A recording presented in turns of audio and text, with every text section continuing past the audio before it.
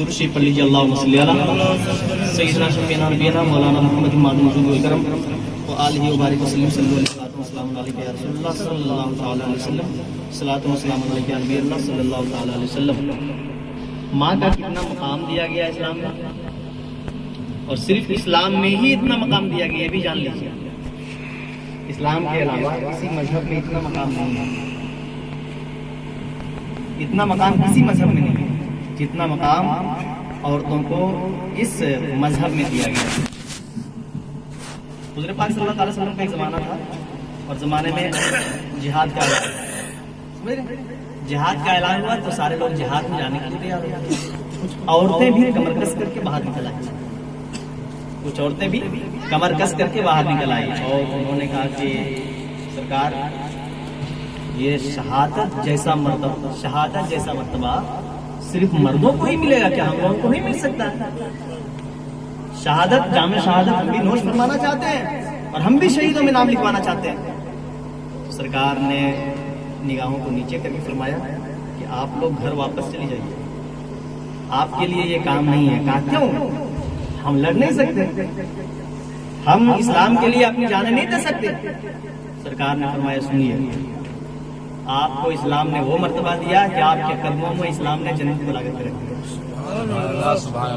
آپ کے قدموں میں اسلام نے جنت کو لا کر کے رکھ دیا ہے۔ سرکار فرماتے ہیں الجنت تحت اقدام الامہات، سرکار فرماتے ہیں کہ ہر ماں کے قدموں کے نیچے، یعنی ماؤں کے قدموں کے نیچے جس کے پاس ایمان ہے، جس کے پاس اسلام ہے، ہر اس ماں کے قدم کے نیچے اللہ نے جنت رکھ دیا، اللہ نے جنت رکھ دیا۔ الجنت تحت اقدام الامہات۔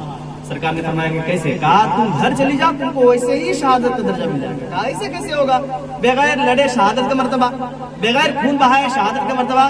کہا سنو، جو مرد سرحد پر جا کر، جو مرد میدان جنگ میں لڑ کر شہادت کا مرتبہ حاصل کرتا ہے، اس کو خون بہانا پڑتا ہے، اس کو بازو کٹوانا پڑتا ہے، اس کو سر اور جسم سے الگ کروانا پڑتا ہے۔ لیکن سن، تو گھر میں رہ اور اپنے شوہر کی اطاعت کر، تم کو اللہ گھر بیٹھے شہادت کا مرتبہ دے دے گا، گھر بیٹھے تم کو شہادت کا مرتبہ دے دے گا۔ اب ذرا دیکھیے، ایک آدمی تھا جس نے، ایک بڑھیا تھی، ایک خاتون تھی جس کے شوہر کے انتقال کے بعد صرف اس کا ایک بیٹا ہی بچ گیا تھا، چھوٹی سی عمر میں تھا، اور وہ انسان جب بڑا ہوا، وہ پال کر کے ماں نے اس کو بڑا کیا۔ جب وہ لڑکا بڑا ہو گیا، شادی کر دی گئی، بہو آنے کے بعد گھر کا پورا نظام درہم برہم ہو گیا۔ اللہ کرے کہ ایسی بہوؤں سے سب کو بچائے، ایسی بہو کسی کے پاس نہ آئے کہ ماں کو بیٹے سے الگ کر دے، ماں کو بیٹے سے الگ کر دے۔ وہ خاتون جب آئی نا، بہو جب آئی نا گھر میں، تو ہر دن لڑائی، کئی مہینوں تک یہ سلسلہ چلتا رہا۔ بیٹے نے سوچ لیا کہ کام کرتا ہوں، بیوی کے ساتھ تو ان کو زندگی بسر کرنا ہے، ماں کا تو ویسے ہی عمر اس کی زیادہ ہو گئی ہے، کچھ دن کے بعد چلی جائے گی، اور آخری عمر میں اس سے کیوں جھگڑا کرنے جاؤں، لہٰذا اس کو ایک جگہ کہیں منتقل کر دیا جائے، کہیں پر لے جا کر کے رکھ دیا جائے، الگ کمرہ بنا دیا جائے، اس کو ایک خادمہ دے دیا جائے، اس کو ایک نوکرانی دے دیا جائے جو میری ماں کی دیکھ بھال کرتی رہے۔ تو ماں نے بیٹے نے ماں سے کہا کہ ماں، میں چاہتا ہوں کہ آپ دونوں کے درمیان جو یہ لڑائیاں روزانہ ہوا کرتی ہیں، اس لڑائی کو میں ختم کرنا چاہتا ہوں۔ کہا بیٹا ہم تو لڑتے نہیں، دیکھ تو رہے ہو تم کہ جب سے تمہاری یہ بہو، تمہاری یہ بیوی آئی ہے، ہر دن اس کے ناز نخرے الگ، ہر دن اس کا کام الگ، جو مجھ کو سمجھ میں نہیں آتا ہے۔ کہا کیا چاہتے ہو؟ کہا بیٹا کہتا ہے کہ ماں، میں آپ کی زندگی میں اتنا میں نے کما لیا کہ میں آپ کا سارا حساب چکتا کرنے کے لیے اب تیار ہو گیا۔ اگر میں چاہوں تو آپ نے جو کچھ بھی میرے اوپر خرچ کیا ہے، جتنی بھی مشقتیں آپ نے سہی ہے، جو کچھ آپ میرے اوپر حساب لگانا چاہتی ہیں آپ لگا دیجئے، اس کے بعد ہم دونوں خوشی زندگی گزاریں گے۔ آپ کا ایک مکان بنا دیں گے، آپ کو ایک خادمہ دے دیں گے، آپ کے پاس ایک نوکرانی رہے گی، ساری ضرورتوں کو پوری کرے گی۔ جب ماں نے کہا اتنا سنا تو کہا کہ بیٹا حساب ذرا لمبا ہے، میں سوچ کر کے تمہیں جواب دوں گی۔ بیٹے نے کہا کہ چلے 2-4 دن آپ وقت لے لیں مجھ سے، 2-4 دنوں کے بعد اگر آپ کا حساب تیار ہو جائے تو میرے پاس آ جائے۔ ماں نے بیٹے سے کہہ لیا کہ 2-4 دنوں کا وقت مجھے چاہیے۔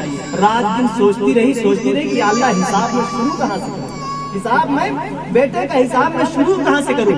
दूसरी तरफ बिलखती जाती थी माँ कि अगर हिसाब मैंने दे दिया इसे और ये मेरे हिसाब को अदा कर दे, मेरे कर्ज को ये अदा कर दे, मैं बेटे से जुदा हो जाऊंगा, मैं बेटे से जुदा हो जाऊंगी और मेरा एक ही सहारा, इससे जुदा होकर के मैं कैसे रहूंगी। माँ ने 4 दिनों के बाद बेटे से कहा कि बेटा आज मैं तुम्हारा हिसाब सुनाने लगी।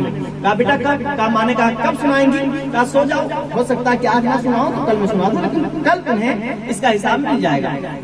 रात में जब सारे लोग सो गए, माँ ने उठाया लोटा, लोटे में भरा पानी और जहाँ बेटा सो रहा था बेटे के सोते हुए बेटे के दाहिनी तरफ पानी डाल दिया। जब दाहिनी तरफ पानी डाला बेटे ने करवट बाईं तरफ किया, जब बाईं तरफ करवट डाला फिर पीछे डाला, आगे डाला, जब चारों तरफ पानी का पूरा चश्मा उसके बिस्तर पर हो गया। माँ से उठ करके बेटे ने चिल्ला कर कहा माँ ये क्या कर रही हो? कहा बेटा अभी तो हिसाब मैंने शुरू किया, अभी तुम घबरा क्यों रहे हो?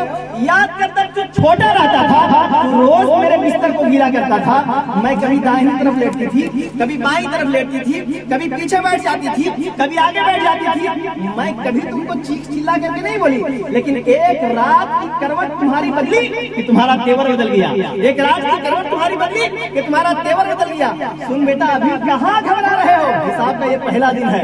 इस तरीके से हिसाब का ये पहला दिन है। जब तुम्हारा मेरा हिसाब बराबर हो जाएगा ना, मैं खुद से उठा करके चली जाऊंगी झोला, तुझे कहने की भी जरूरत नहीं पड़ेगी, मैं तुम्हारे घर को भी खैर बात करूंगा। जब सुबह हुई बेटे का होश ठिकाने में आया और बीवी से कहता है कि अब तू घर में रहे या ना रहे, मेरे घर की तो रानी मेरी माँ बनकर। बेटा हो तो ऐसा हो, जब माँ का हिसाब देने के लिए तैयार हो जाए, अल्लाह रब्बुल इज्जत ने फिर उसको समझ दी, उसको तौफीक दी। कहा बीवी से कि अगर तुम्हें इस घर में रहना है तो मेरी माँ के पाँव के तलवे चाट चाट करके तुम्हें रहना है।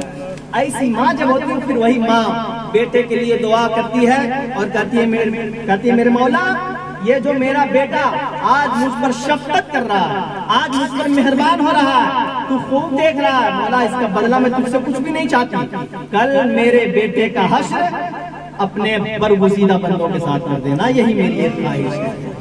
माँ की दुआ बारगाहे इजाबत में टकराती है तो फिर बेटे का हश्र मूसा कलीमुल्लाह के साथ होता है। सुभान अल्लाह, सुभान अल्लाह। माँ जैसी नेमत, बाप जैसी दौलत, रहमत अल्लाह ताला सबको अता फरमाए और तादेर माँ बाप का साया हमारे सरों पर कायम व दायम रखे। माँ बाप का तो कहा जाता है, हुजूर सल्लल्लाहु अलैहि वसल्लम इरशाद फरमाते हैं कि नबी के बाद सबसे पहले किसी की दुआ कबूल होती है तो माँ की दुआ कबूल होती है। बहुत ज्यादा परेशान रहते हैं, काम नहीं मिल रहा है, बहुत ज्यादा नौकरी में लॉस हो रहा है, बिजनेस में एकदम घाटा हो रहा है, तो पीर साहब के पास बाद में जाइए, इमाम साहब के पास बाद में आइए, माँ के पास पहले जाइए और कहिए कि माँ मेरे लिए दुआ करो। लेकिन माँ भी हो ठीक ठाक, माँ भी हो ठीक ठाक, वैसा ही नहीं कि सुबह उठे तो झाड़ू के साथ साथ गाली भी लगाए, ऐसी माँ नहीं चाहिए। इस्लाम में उस माँ को इज्जत दी गई है कि जो माँ सैयदा फातिमा ज़हरा रज़ियल्लाहु ताला अन्हा की किरदार को अपना लेती है।